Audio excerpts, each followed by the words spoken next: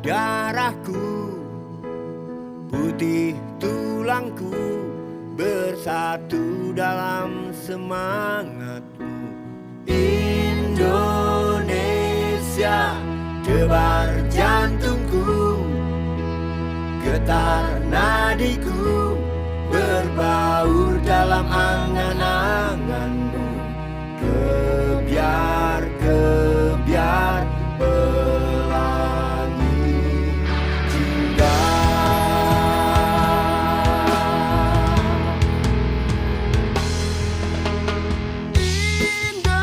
Indonesia, nada laguku, simfoni berteguh, selaras dengan simfonimu.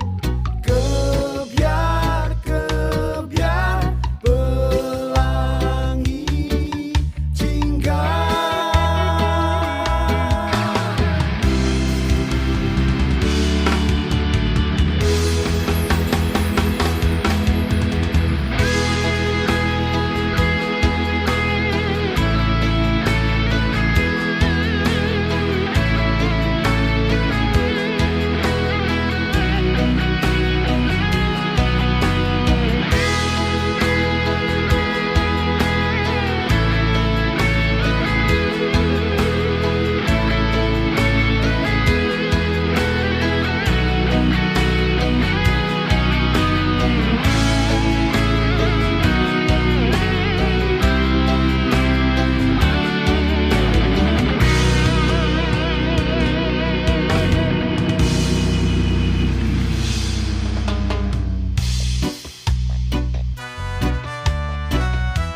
Assalamualaikum warahmatullahi wabarakatuh.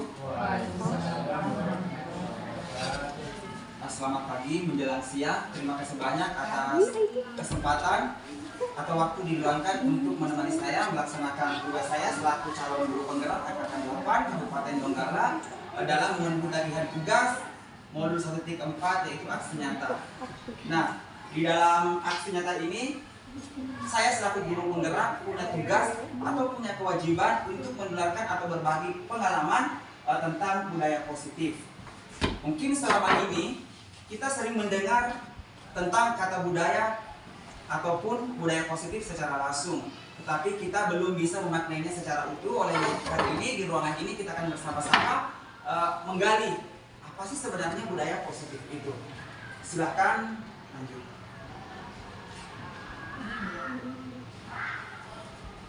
Konsep inti dari budaya positif itu ada berapa item. Yang pertama, perubahan paradigma belajar, kebutuhan dasar manusia, disiplin positif, motivasi perilaku manusia, nilai-nilai kebajikan, posisi kontrol guru, segitiga restitusi, keyakinan kelas. Ini adalah item-item yang akan menjadi satu konversi untuk menghasilkan atau membangun budaya positif di lingkungan sekolah. Nah, kira-kira Bapak Ibu nanti di slide berikutnya kita akan membahas satu persatu. Silakan lanjutkan. Pembelajaran dengan paradigma baru. Di sini kita diperkenalkan untuk melakukan pembelajaran dengan paradigma baru yang dirancang berdasarkan prinsip pembelajaran berdiferensiasi sehingga para peserta didik belajar sesuai kebutuhannya. Nah, di sini di PMM kita sudah tidak asing lagi dengan yang namanya diferensiasi, yang dimana kita harus mengkelaskan kebutuhan belajar siswa berdasarkan skillnya. Bapak Ibu, kalau ada nanti ingin ditanyakan, boleh silahkan angkat tangan atau mungkin langsung interupsi saja. Kita akan buka ruangnya. Kemudian di sini kita harus tetap bermuara pada profil pelajar Pancasila yang tersusun atas beberapa elemen. Lanjutkan. Miskonsepsi tentang teori kontrol. Nah, inilah yang selama ini yang selalu kita lakukan. Ilusi guru pengontrol murid. Ilusi semua perbuatan positif, efektif, dan bermanfaat. Kemudian ilusi kritik dan membuat rasa bersalah mampu menguatkan karakter. Ilusi bahwa orang dewasa berhak memaksa. Inilah miskonsepsi tentang teori kontrol. Kita selaku guru atau pendidik yang menuntun murid dalam menebalkan lagu, kita biasa berfokus atau masih mengadopsi paradigma lama ini, yaitu kita selalu melakukan sebuah kontrol. Kita yakini bahwa kita bisa mempengaruhi manusia dengan tekanan peraturan.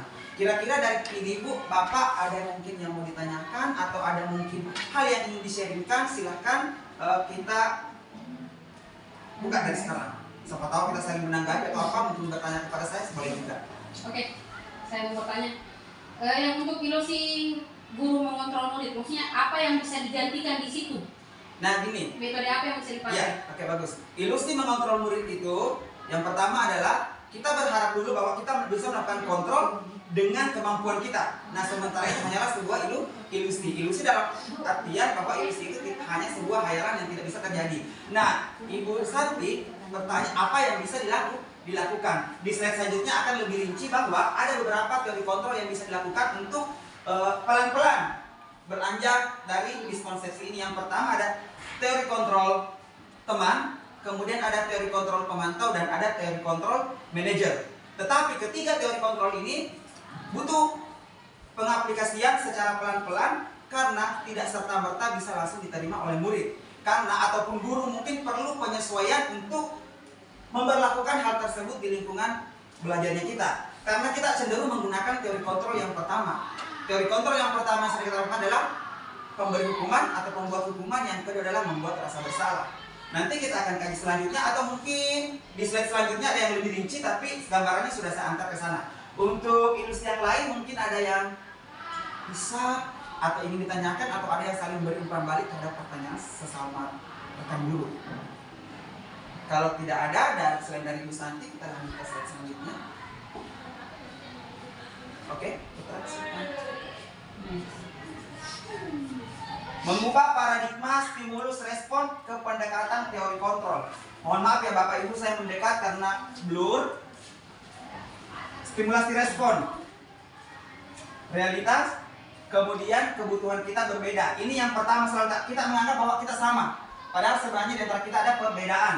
Kemudian yang kedua, semua orang melihat hal yang sama. Setiap orang memiliki gambaran berbeda. Ini masuk sudah dalam ranah teori kontrol yang diharapkan. Kemudian kita mencoba mengubah orang agar berpandangan sama dengan kita. Itu yang sering dilakukan melalui aturan-aturan. Ya. Nah sekarang ini kita mencoba untuk kita berusaha memahami pandangan orang lain tentang dunia.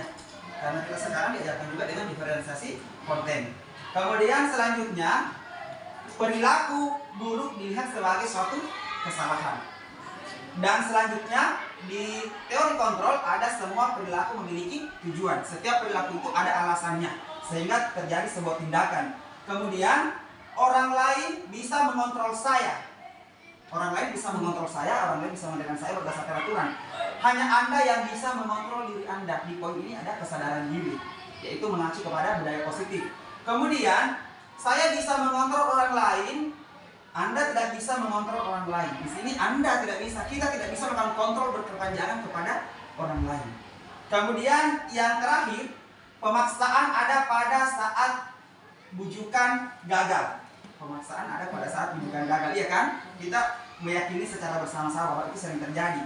Kemudian kolaborasi dan konsensus menciptakan pilihan-pilihan baru. Kemudian yang terakhir, model berpikir menang kalah, model berpikir menang-menang. Jadi ada perbedaan yang sangat signifikan, sangat drastik dari sisi kiri dengan sisi kanan. Sementara kita masih berada di posisi stimulus respon. Kita sekarang akan berbenah menuju teori kontrol. Lanjut. Nanti ada pertanyaan selanjutnya misalnya seperti ini. Nah, disiplin positif. Kita masuk di disiplin positif. Disiplin berasal dari kata disiplina, ini sudah luar biasa. Oke, kita lanjut saja ini Pak ya, supaya tidak terlalu ini. Kemudian lanjut Putra. Ini hanya esensi. Nilai-nilai kebajikan, nilai yang disepakati tanpa memandang suku, bangsa, agama, bahasa. Ini profil pelajar Pancasila yang sekarang. Toleransi, rasa hormat, dan seterusnya. Lewat saja itu ke arah nanti yang paling penting di sana. Kebutuhan dasar manusia. Bapak Ibu, sebelum saya berada di ruangan ini, mungkin kalian atau Bapak Ibu sudah mendengar bahwa manusia itu punya kebutuhan dasar. Inilah yang mempengaruhi atau memengaruhi guru dan murid berinteraksi di dalam lingkungan belajarnya. Jika salah satu dari kebutuhan dasar ini tidak terpenuhi, maka pasti manusia itu akan melakukan tindakan yang di luar dari apa yang diharapkan. Lanjut Putra. Nah, ini 5 kebutuhan dasar manusia yang harus dipenuhi. Yang pertama, bertahan hidup, yaitu kategorinya makanan, pakaian, tempat tinggal, keamanan, kesehatan, kemudian kasih sayang dan rasa diterima. Rasa diterima, dipedulikan, berbagi, kerjasama, menjadi bagian dalam kelompok. Kemudian di poin penguasaan, harga diri, keinginan, dan selanjutnya ada mandiri dan ini kebebasan dan kesenangan. Kira-kira dari kelima item itu Ibu, ada yang ingin ditanyakan tentang keterkaitannya dengan lingkungan interaksi belajar kita di sekolah. Ada yang mau atau ada mungkin yang punya tips untuk mengakomodir bagian-bagian ini?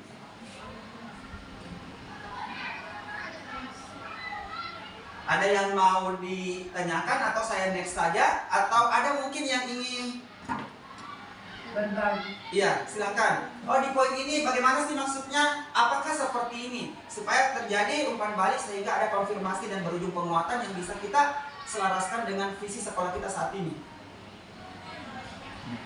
Kalau tidak ada, kita next, Putra. Bagaimana tidak jelas dulu semua? Motivasi perilaku manusia, yaitu untuk menghindari ketidaknyamanan.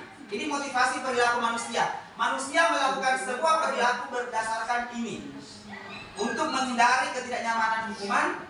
Kemudian ini motivasi ekstrinsiknya untuk mendapatkan imbalan penghargaan dari orang lain, untuk menjadi orang yang mereka inginkan dan menghargai sendiri dengan nilai-nilai yang mereka percaya. Kita belajar tentang dua motivasi, ekstrinsik dengan intrinsik. Kira-kira Bapak Ibu, peserta didik kita dan kita sebagai guru, kita sedang berada di motivasi yang mana? Untuk saat ini, sebelum kita beralih ke paradigma baru. Kebanyakan yang berbaris Kita berada di ekstrinsik. kebanyakan X. Ya, di ekstrinsik. Karena kita untuk menghindari ketidaknyamanan hukuman, kenapa kita terlambat, ada lagi nanti sesuatu yang tidaklah kita inginkan membuat kita tidak nyaman dengan hal tersebut, karena kita masih merasa bahwa kita butuh pujian, kita masih butuh sanjungan. Itu motivasi ekstrinsik. Kemudian yang kedua, untuk mendapatkan imbalan penghargaan dari orang lain. Nah, sekarang Bapak Ibu, boleh saya bertanya, apakah kira-kira dari poin ekstrinsik ini, apakah masih diberlakukan di dalam ruangan kelas itu untuk memberikan predikat kepada murid? Peringkat 1, 2, dan 3. Kalau dia mau jawab pertanyaannya kita kan diberikan mandat. Nah, ya, itu pendapat baru. Boleh kita memberikan sebuah apresiasi, tetapi reward dengan punishment itu ternyata adalah cara menghukum yang halus dan akan mempengaruhi secara panjang yang tidak kita sadari. Jadi ada beberapa sekolah di daerah Banyawa sana sudah tidak menerapkan peringkat. Justru yang diapresiasi adalah tetap diberikan peringkat, tetap diapresiasi tetapi tidak tertulis. Sama mungkin dengan kita kan sudah tidak tertulis, hanya dengan leger. Karena kenapa? Jangan sampai ada sekat di antara siswa tersebut bahwa mereka merasa insecure atau merasa tidak percaya diri karena ada yang bagi kognitifnya. Makanya tugas saya adalah menggali dari berbagai sisi. Kemudian yang ini, yang terakhir, ini yang kita inginkan di budaya positif, untuk menjadi orang yang mereka inginkan dan menghargai diri sendiri terhadap nilai yang diyakininya. Ini kembali berkesinambungan dengan teori kontrol. Jika seseorang masih ilusi kontrol, dia akan berada di posisi ekstrinsik, takut dihukum, ingin mendapat pujian. Tetapi jika memang dia sudah menyadari dirinya, seperti tadi pagi sampaikan sama Pak Sabil selaku guru saya di sekolah dengan Pak Musa, saya tidak sempat ngobrol bahwa mungkin saya tidak pernah dihukum, tidak pernah telat mengerjakan tugas karena bukan tekanan dari manapun. Tetapi saya meyakini bahwa jika saya tidak mengerjakan tugas, maka ada dampak negatif yang akan melanda diri saya sendiri dengan efek yang tidak saya inginkan. Sehingga saya selalu mengerjakan tepat waktu. Lanjut. Kemudian konsekuensi, hukuman, konsekuensi, dan restitusi. Ini adalah bentuk-bentuk resiko yang selalu diterima oleh murid terhadap apa yang diberikan oleh guru di sekolah tersebut selaku penuntun berdasarkan apa yang disampaikan oleh Bapak Haidar Dewantara dalam modulnya. Kemudian kita di hukuman tidak terencana tiba-tiba. Benar kan Bapak Ibu? Kadang kita tidak merencanakan dulu saya inginkan, tapi tiba-tiba kita melakukan sebuah aksi yang di luar dan dalam kita berdasarkan tindakan dari murid. Putra, jangan lewat ini kamu nanti manja ya, karena mentang-mentang sudah di situ. Murid tidak tahu apa yang akan terjadi, tidak dilibatkan. Bersifat satu arah, ya kan? Kalau kita menghukum satu arah, yang kena adalah muridnya sendiri. Kemudian berupa hukuman fisik, psikis, secara verbal maupun non verbal. Kemudian konsekuensi. Kita sekarang sudah mulai berada di sini. Terencana disepakati sesuai peraturan, murid tetap dibuat tidak nyaman, sikap guru selalu memonitor murid. Kita berada di posisi 1 dan 2. Nah, di poin restitusi. Restitusi ini saya sering bercanda kalau bawa ini karena saya sering mau kepleset ke prostitusi. Jadinya hati-hati kalau menyampaikan restitusi. Restitusi proses menciptakan kondisi bagi murid untuk memperbaiki kesalahan. Proses kolaboratif yang mengajarkan murid untuk mencari solusi sendiri. Mungkin seperti yang sekarang terjadi kita, itu kita sudah mulai masuk di restitusi, yaitu siswa yang menengah harus mencari tahu apa yang harus dilakukan untuk menduduki kelas impiannya, itu kelas lanjutan. Jadi kita diminta untuk pelan-pelan berada di sini, tapi untuk melakukan itu kita butuh waktu. Ada yang mau ditanyakan sampai di sini, Bu? Mungkin ada hambatan. Oh, kalau saya di sini kira-kira kenapa, bagaimana? Apa sih yang perlu saya lakukan? Silahkan Bapak Ibu, kita share. Kalau tidak ada, tapi insya Allah guru penggeraknya Bapak Ibu ada di sini. Jadi kalau ada yang mau ditanyakan, kita beroperasi bareng-bareng, kolaborasi untuk mewujudkan ini. Kita lanjutkan. Pembuat, penghukum, membuat rasa bersalah, pemantau, manajer, teman. Inilah 5 posisi kontrol guru. Ada di antara kedua kontrol ini yang membuat murid berada di identitas gagal. Kira-kira yang mana Bapak Ibu? Penghukum, membuat rasa bersalah. Di 2 titik ini kita menuntut murid itu merasa bahwa dirinya bersalah, gagal. Karena di sana kita memojokkan mereka. Kemudian di teman, itu sudah masuk identitas sukses. Karena kita sudah mulai memberikan mereka ruang, menciptakan rasa nyaman, tapi masih menimbulkan ketergantungan. Itu yang sering terjadi sama saya saat ini. Memberikan rasa nyaman, tapi mereka tergantung dan bergantung. Itu yang harus dibenahi secara pelan-pelan, walaupun di sisi manajer. Tapi kontrol yang paling diharapkan adalah manajer. Dan manajer ini betul-betul siswa murid harus kritis. Bagaimana cara memantik untuk kritis? Itu yang kita butuhkan karena kita tahu dasar dari lingkungan kita ini bagaimana. Sehingga ketika kita bertanya, mereka cenderung mengatakan tidak tahu. Kira-kira seperti ini, tidak tahu Pak, tidak tahu Pak. Nah, untuk melakukan posisi manajer ini kita harus mempunyai murid yang kemampuan berdialognya sudah terarah. Mari kita bekerja sama Bapak Ibu. Selanjutnya, Putra. Nah, ini contoh penerapan 5 posisi kontrol guru. Kasus, siswa tidak memakai atribut lengkap saat upacara. Hormat pada bendera selama 1 jam. Beberapa kali ibu bapak harus memberitahu kamu selalu mengecewakan ibu. Inilah penghukum, membuat rasa bersalah. Ini loh yang sering kita lakukan. Kamu sudah mengecewakan bapak, padahal bapak sudah memberikan yang terbaik. Jadi inilah posisi inilah kalimat-kalimat yang sering atau tindakan-tindakan yang sering kita lakukan untuk 2 kategori kontrol ini. Saya rasa sudah cukup semua karena kita adalah pelaku semua di sini. Selanjutnya Putra. Ini belum ya. Contoh penerapan 5 posisi kontrol. Teman, pemantau. Kita ayo dong ikuti aturan sekolah. Tolong bantu ibu bapak ya. Sekali ini yang sudah tidak apa-apa, lain kali silakan lanjutkan ya. Ini belum, mata saya juga belum. Seperti ini lagi ya. Oke, ini yang sangat kita butuhkan. Apakah kamu tahu kesalahanmu? Ya. Kira-kira bagaimana kamu memperbaiki kesalahanmu? Jadi kita tidak mendikte, kita justru meyakinkan mereka, kita memvalidasi, kita menstabilkan, kita membuat keyakinan. Ya. Kita ini selama ini sebenarnya sudah melakukan, cuma kita tidak terarah karena belum tahu teorinya. Oke, lanjut. Posisi kontrol apakah aku? Saya kecewa sekali dengan kamu. Kamu tidak pernah benar melakukannya. Apa rencanamu untuk menyelesaikan masalah ini? Ini kan ada 3. Saya kecewa sekali dengan kamu, berarti membuat rasa bersalah. Kamu tidak pernah benar melakukannya. Ini juga kira-kira di mana? Saya kecewa dengan kamu. Berarti sama, iya. Apa rencanamu untuk menyelesaikan masalahmu? Berarti dia masuk di manajer. Oke, bagus. Alhamdulillah. Setidaknya Bapak Ibu nanti kalau ditanya budaya positif adalah yang melekat. Nanti guru penggeraknya dipertanyakan. Jangan guru penggeraknya di situ diam-diam baik. Posisi kontrol apakah lanjut? Lanjut. Nah, manajer. Di atas teman. Ayo lakukan demi Bapak Ibu. Berarti teman. Kemudian kamu tidak pernah mendapat nilai jika tidak melaksanakan tugas. Kamu tidak pernah mendapat nilai jika tidak melaksanakan tugas. Hukuman ya? Hukum. Kamu tidak pernah mendapat nilai. Tidak akan dapat nilai kalau tidak. Ini cenderung masuk ke pemantau karena pemantau itu harus mengganti. Pemantau itu seperti ini Bapak Ibu. Ada misalnya putra lambat masuk 15 menit. Berarti putra nanti harus tinggal di kelas selama 15 menit. Setelah jam istirahat, putra harus mengganti di depan. Misalnya terlambat 15 menit masuk di dalam kelasnya Ibu Elis. Berarti dia harus tinggal di 15 itu untuk memperbaiki kesalahannya di awal tadi. Sehingga dia merasa bahwa dia tidak punya utang di awal. Kita menghilangkan rasa bersalahnya. Sama dengan ini. Kamu tidak pernah mendapat nilai jika tidak melaksanakan tugas. Berarti di sini ada indikasi bahwa ayo kerjakan tugasmu, bayar apa yang belum kamu lakukan. Oke, kita lanjut.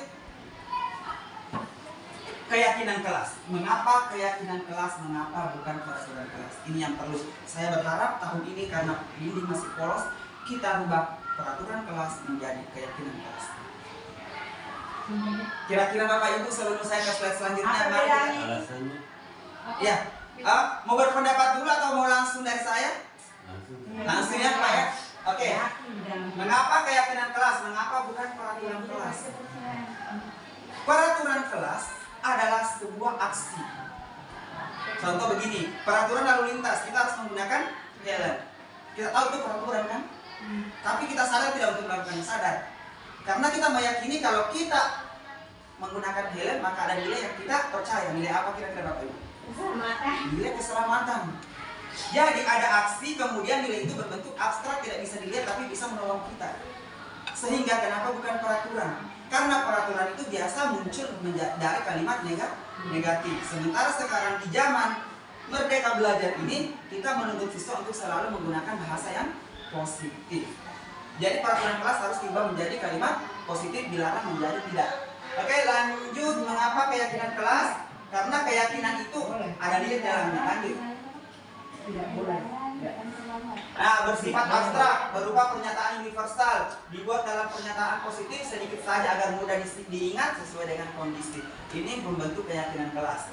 Semua warga sekolah, kelas dilibatkan saat membuat keyakinan. Jadi di dalam pembuatan keyakinan kelas itu, kita sebagai wali kelas tidak langsung menempel. Kita dulu melakukan yang disebut dengan brainstorming lisan atau curah pendapat. Curah pendapat itu difasilitasi semua siswa. Setelah itu kita tentukan peraturannya, kita rubah dari negatif ke positif. Setelah positif kita cari nilai kebajikannya. Nilai kebajikan apa?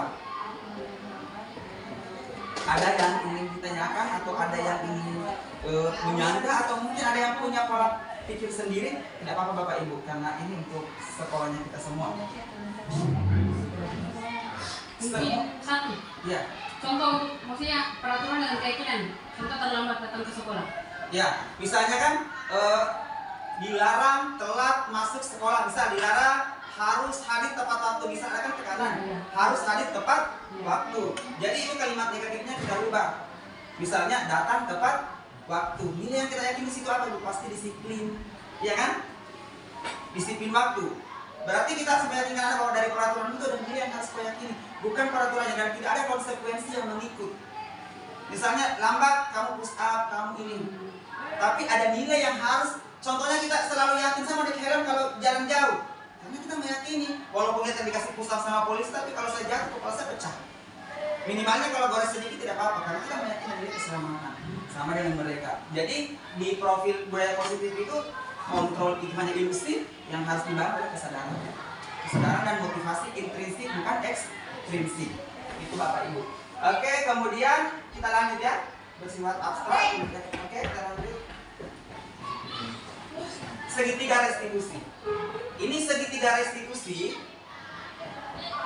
adalah cara untuk memanggil ini sangat bagus untuk memvalidasi tindakan siswa. Misal contohnya seperti ini, Putra bermain di tempat sholat, Ibu Santi melaporkan ke saya tidak langsung, Putra kenapa kau main-main? Harusnya seperti ini. Benar tidak yang disampaikan Ibu Santi? Kamu yang main dalam ruangan. Jadi pasti dia akan jawab, iya Pak, kenapa kamu melakukan itu? Itu yang sekarang kita diminta. Kita itu diminta untuk menjadi psikolog gitu Bapak Ibu. Ini terlalu manis. Saya sendiri kalau entah instruktur dari Jakarta, dari dinas, dari PP Kota Palu, kalau ketemu online mungkin saya yang paling banyak menyulitkan mereka dengan pertanyaan-pertanyaan saya.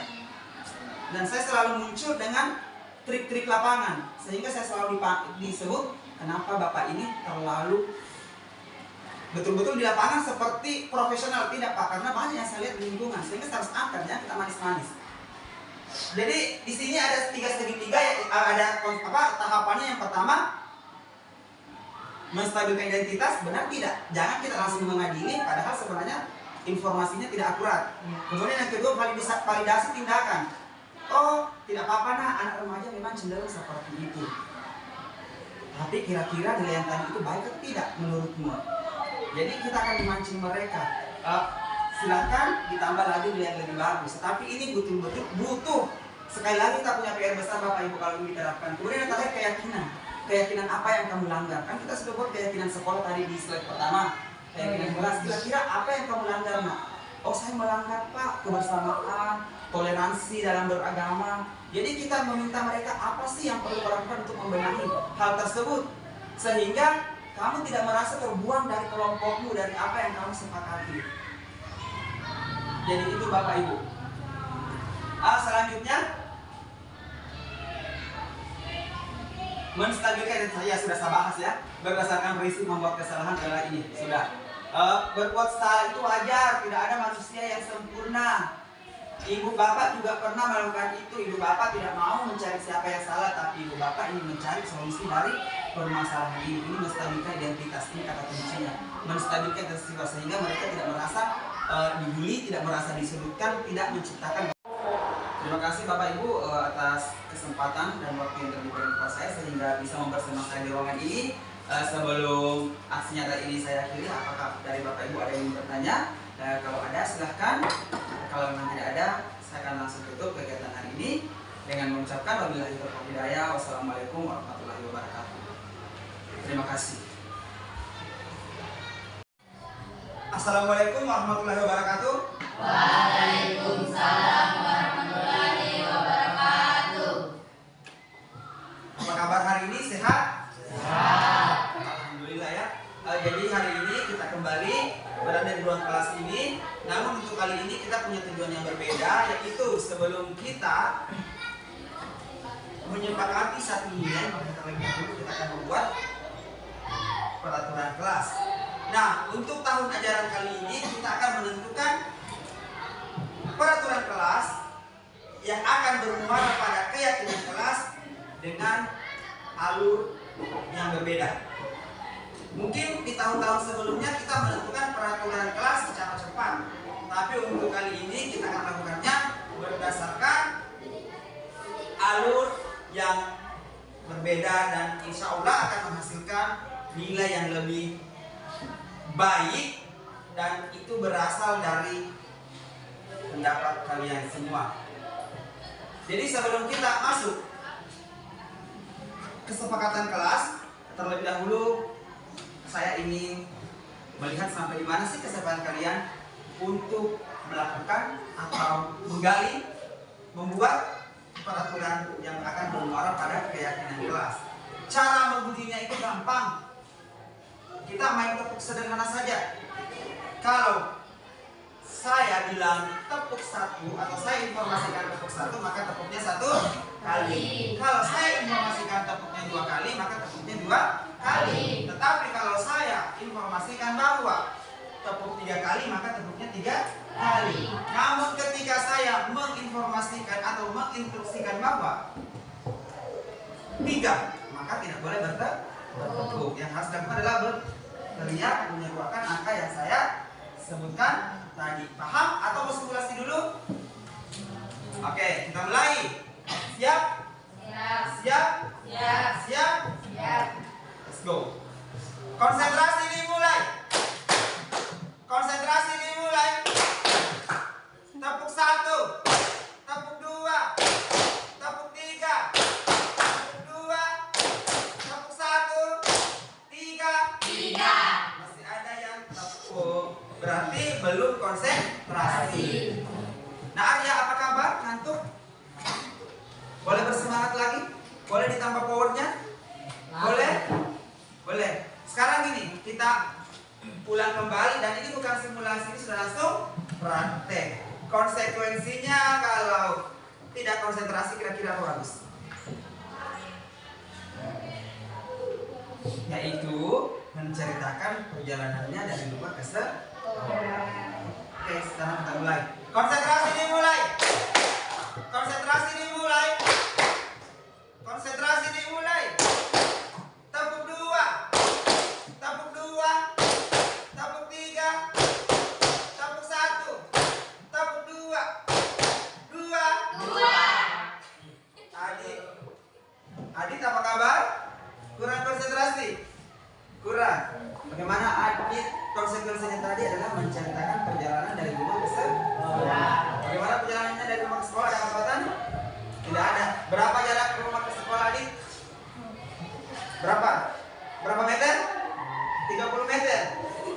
Ada hambatan dalam perjalanan Adit? Tidak ada, alhamdulillah ya. Oke, tepuk tangan untuk Adit. Nah, saatnya kita akan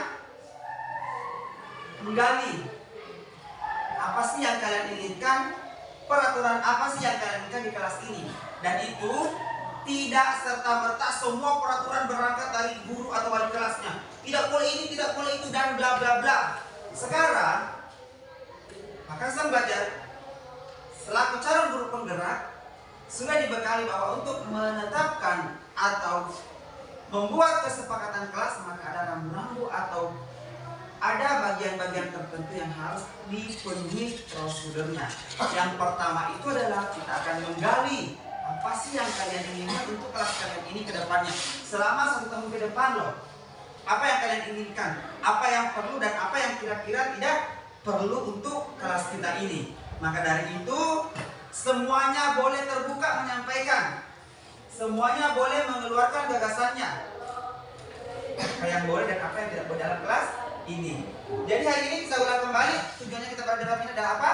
Untuk membuat satu kesepakatan kelas yang akan bermuara pada satu keyakinan kelas. Satu keyakinan kelas nanti akan memuat nilai-nilai yang diyakini secara bersama-sama di dalam kelas ini. Dan itu akan menjadi bentuk keyakinan yang akan kita jalankan. Siap, sepakat? Siap. Mana suaranya? Siap. Siap, sepakat? Siap. Siapa dulu dong? Kelas 9? Semangat? Semangat. Sekarang siap ya? Di sini ada kertas atau ada sticky note yang Bapak akan bagikan ke kalian-kalian semua. Silakan ditulis. Ya? Kan apa isi dari pendapat kalian? Ya, di bagian belakangnya itu ada lem. Jangan sampai terbalik ya. Jadi karena lemnya nanti akan ditempel di sana. Yang kertasnya. Silakan. Bisa.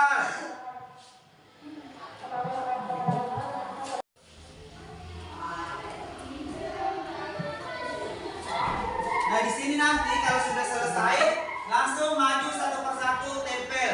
Misal, TV barang sudah selesai, silakan tempel sepakatnya, ya.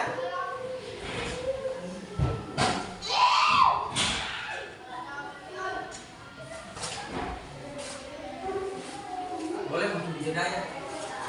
Ya, yang sudah selesai boleh, yang sudah mengantongi satu peraturan, silakan sticky note-nya ditempel di karton yang sudah Bapak sediakan di papan tulis. Silakan mungkin dari perempuan silakan tempel. Ya. Tempel di sini ya. Jelas ya tulisannya ya.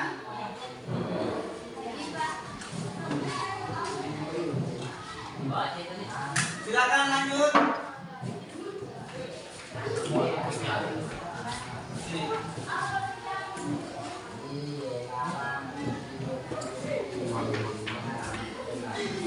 Lanjut.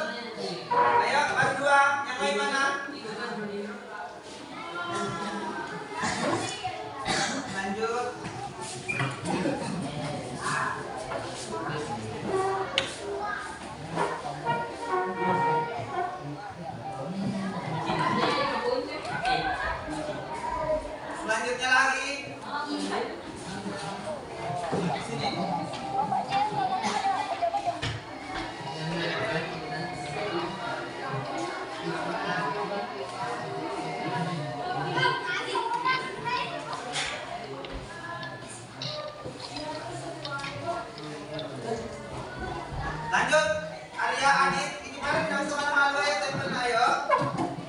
pendapat kalian itu semuanya adalah benar.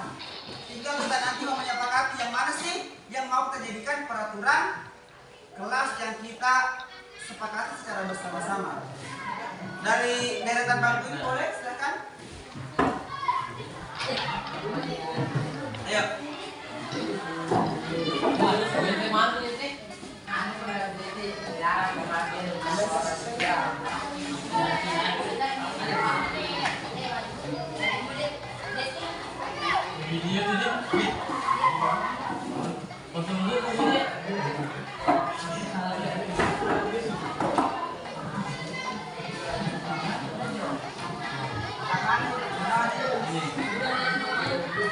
Oke, silakan. Ya, kalau sudah selesai boleh kembali dulu. Kalau sudah semuanya ditempel, kita lanjutkan kembali. Bagaimana? Siap? Kita lanjutkan kembali. Siap? Kita lanjutkan kembali. Sekarang kita akan membaca peraturan kelas satu persatu dari kalian. Kemudian yang mana mau disepakati untuk dijadikan peraturan kelas. Setelah itu kita rubah dari kalimat negatif menjadi kalimat positif. Setelah itu, setelah kita rubah dalam kalimat positif, kita akan mencari nilai kebajikan yang diyakini yang ada dalam peraturan kelas tersebut. Sekarang sebelum Makasta atau kita menentukan peraturan kelas dan nilainya, saya mau kasih satu contoh. Kalian percaya tidak bahwa di saat kalian berkendara, kalian harus menggunakan helm. Peraturan saat ingin melintas pasti bahwa setiap pengendara diwajibkan menggunakan helm. Itu adalah peraturan lalu lintas. Kira-kira nilai apa yang terkandung di dalam peraturan tersebut menurut kalian? Kalau kalian pakai helm, nilai yang pertama kepatuhan, yang kedua keselamatan. Tapi yang paling utama adalah nilai keselamatan. Jadi peraturan itu bukan bentuk larangan, tetapi ada nilai yang kita percaya yang akan kita jalankan, yang akan membawa kemaslahatan bagi diri kita sendiri. Itu yang perlu. Nah, sekarang kita mulai dari peraturan 1. Tidak tahu dari siapa? Yang jelasnya ini tidak boleh ribut saat pelajaran dimulai. Tidak boleh ribut saat pelajaran dimulai. Ini bisa kita terima? Saya? Oke. Tidak boleh tidur di dalam kelas. Ya, ada yang sering tidur dalam kelas di sini? Ada. Ya, tidak boleh tidur di dalam kelas. Kenapa bisa tidur di dalam kelas? Begadang malamnya. Jadi kebiasaan yang lama itu kalau bisa dikurangi pelan-pelan di kelas sendiri. Oke, peraturan selanjutnya. Tidak boleh menggunakan HP dalam kira yang mau diambil tidak? Ini tidak boleh menggunakan HP dalam kelas dalam artian tanpa izin atau komando dari guru. Oke, kita pakai ya. Pertama nanti kalimatnya. Kemudian dilarang makan saat pembelajaran dimulai. Saat pembelajaran berlangsung. Bagus, peraturan yang sangat bagus. Guys, selanjutnya lagi. Tidak boleh bicara saat pembelajaran sedang berlangsung. Maksudnya tidak boleh ribut atau mengganggu orang lain atau berisik saat pembelajaran berlangsung.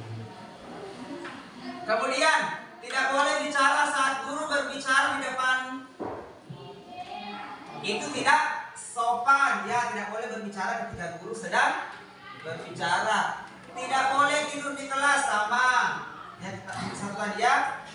Dilarang bermain dalam kelas. Dilarang tidur saja di dalam. Maka dalam kelas ada pendapat yang sama. Oke.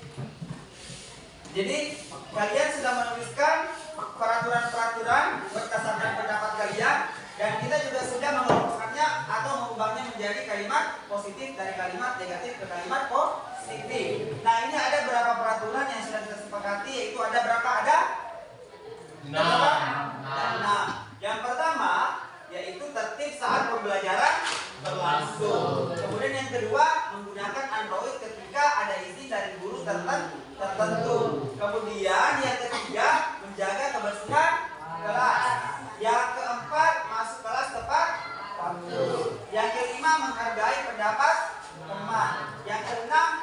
mengerjakan tugas tepat waktu. Nah, di balik peraturan ini pasti ada nilai yang kita yakini.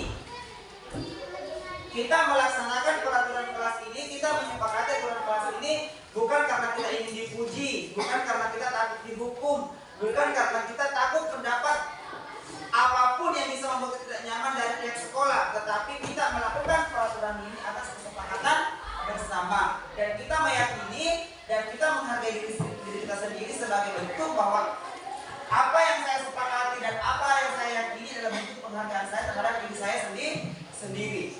Sekarang di peraturan yang pertama,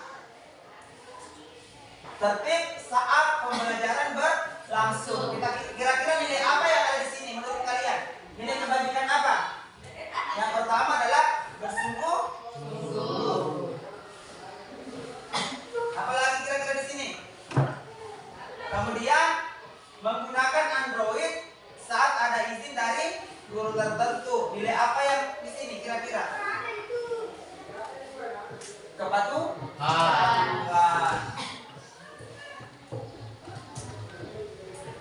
Kemudian yang selanjutnya menjaga kebersihan kelas.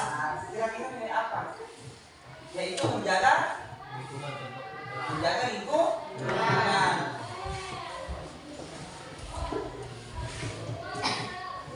Menjaga kebersihan lingkungan, khususnya lingkungan kelas ya.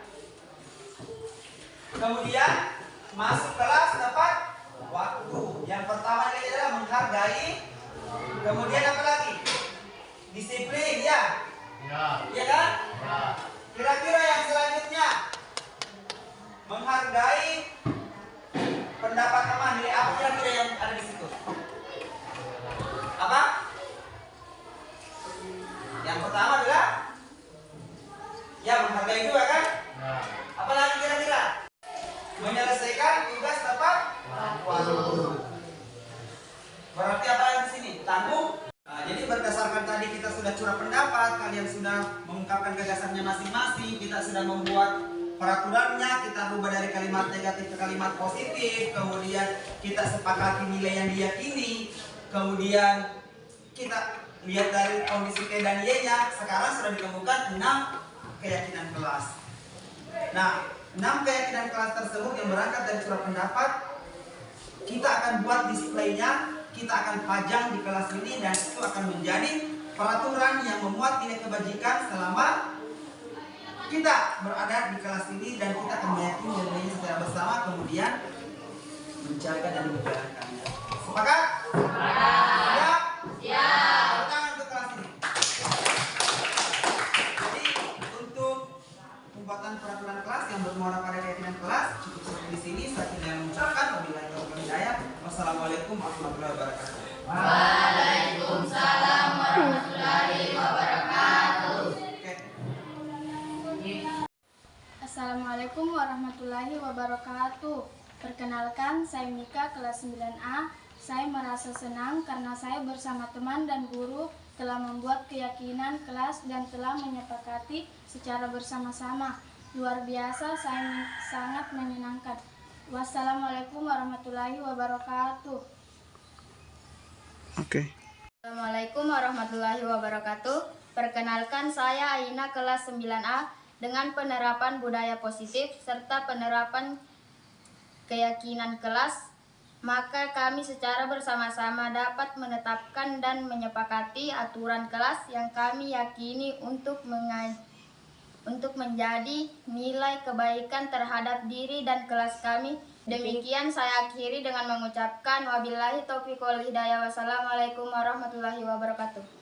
Assalamualaikum warahmatullahi wabarakatuh. Perkenalkan, saya Fitri dari kelas 9A. Terima kasih telah memberikan pemahaman baru, sangat berkesan dan luar biasa. Demikian saya akhiri dengan mengucapkan wabillahi taufiq wal hidayah. Wassalamualaikum warahmatullahi wabarakatuh.